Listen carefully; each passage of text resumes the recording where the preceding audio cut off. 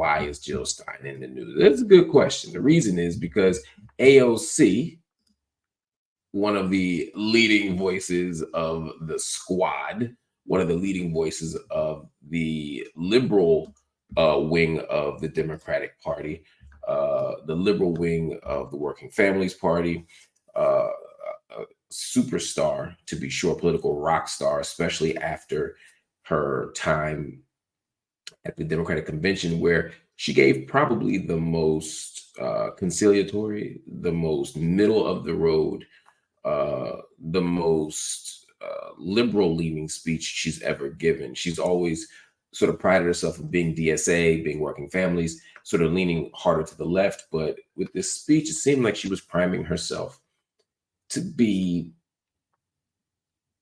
a mainstream darling, to be someone who would carry the water with the mainstream centrist Democrats. I was a little surprised, but I love the AOC in lots of ways, but this speech was shocking to me. And then on the heels of that success, we saw AOC go on Instagram. She likes to go on Instagram from time to time, and I always appreciate her Instagram lives, her sessions. And on this particular Instagram live, AOC did something interesting. She started talking about third party politics. She criticized the Green Party. She criticized Jill Stein in particular. And she said, and I paraphrase, I'll let you hear a little bit of it, but she said that they were basically predatory. She basically said, if you only come around every 4 years and don't do nothing else, you don't build local elections, you don't build your base, you don't build power, you are predatory. You're predatory. People, again, if your goal as a Democrat is to win mainstream approval, attacking third party groups will do that. I mean, again, I have critiques of the third party. I'm a Green Party member and have critiques of my own party. But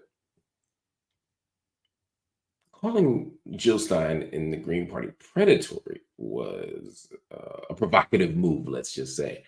And to my surprise, and I mean my genuine surprise, Jill Stein decided to clap back. She responded to AOC and offered her take on it all. And since we covered AOC before, we're gonna have to cover Jill Stein now. I'm gonna play you just a tiny clip of what AOC said, just as a reminder, and then we'll get right to Jill. Check this out. You're just showing up once every 4 years to do that. You're not serious. You're not to me, it does not read as authentic. It reads as predatory. Jill here. I'm about to board, but very quickly, I just wanted to thank AOC Pelosi so very much for her very authentic concern about growing green power. Clearly, AOC is the attack dog du jour, and the Democrats are running scared, and they should be, because who wants to support a genocide? Who wants to vote for a genocide? And if there's anything that's predatory here, it's saying that your candidate is working tirelessly for a ceasefire when actually they are actively funding and arming genocide and actually refusing to even consider an arms embargo, which would bring the genocide to a screeching halt. AOC, who's supposed to be in leadership of the Democratic Party, it's amazing if she doesn't know about the anti-democratic tactics and strategies that the Democratic Party uses to crush and silence political opposition. They've been hiring an army of lawyers to throw competitors like me off the ballot. They've been hiring infiltrators and saboteurs and publicly posting job advertisements for those positions. They've been hijacking our public funding in order to keep us off the ballot. And they actually impersonated the Greens to throw us off the ballot in 22 in the Senate race for North Carolina, for example. How is that not fraud and election interference? Also,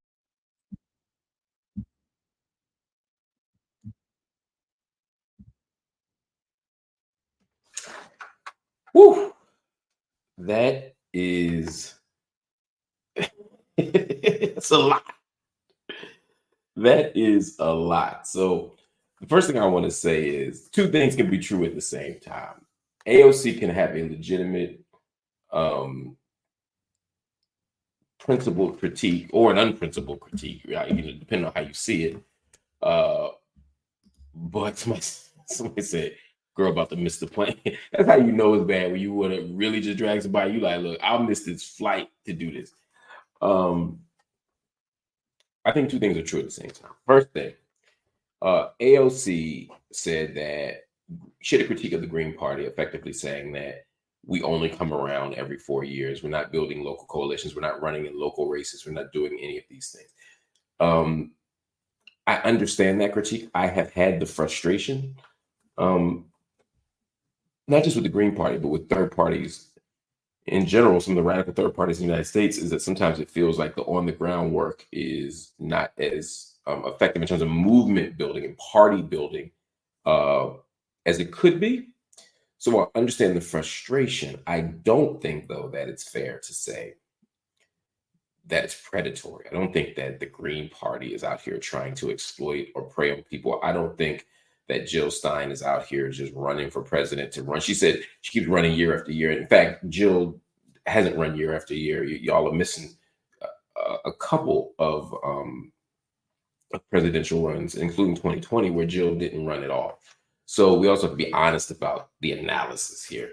So I think there's a place to say, look, Green Party could do a better job winning mayoral seats, winning city council seats, winning legislature seats, winning over the people, not just when there's a presidential election on the table. I agree with that 100%.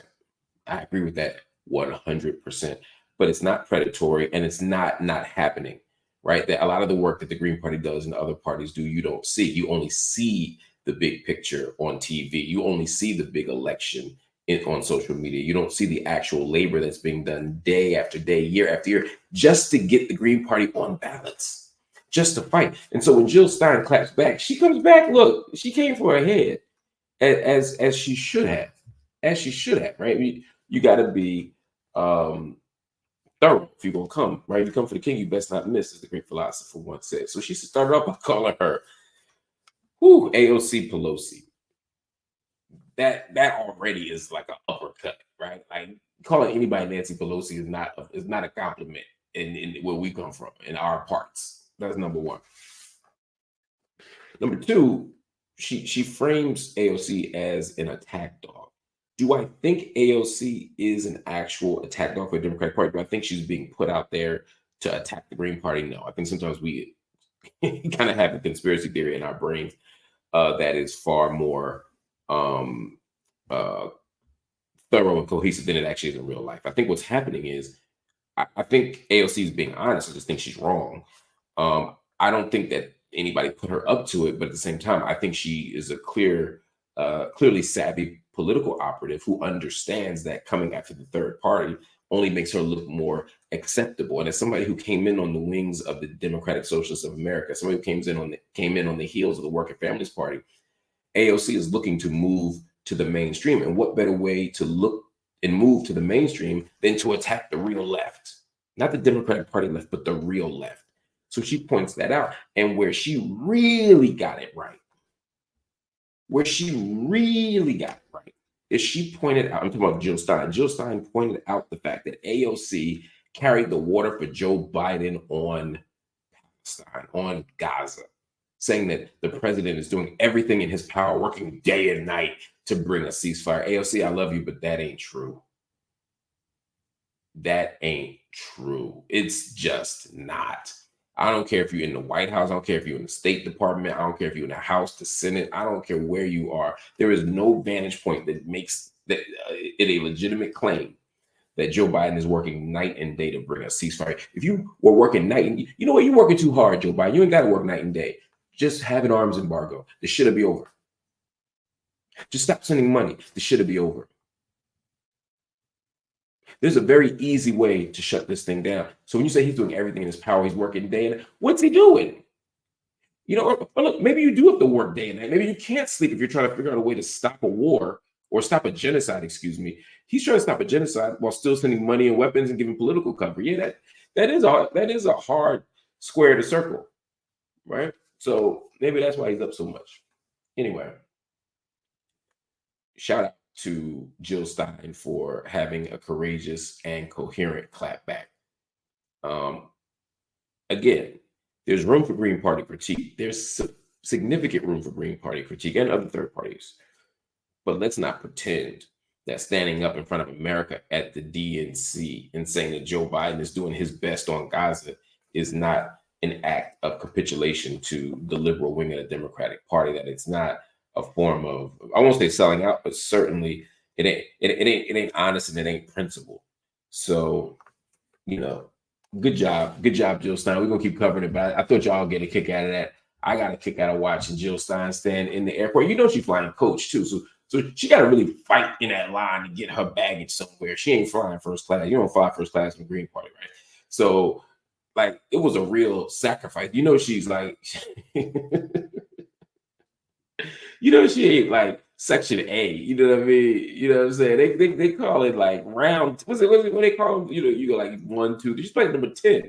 You know what I mean? She's probably got one baggage claim slot, and she used it to come with a weak and the centrists and the liberals and the capitulators and the genocide promoters. So shout out to you, Jill Stein. I hope you made your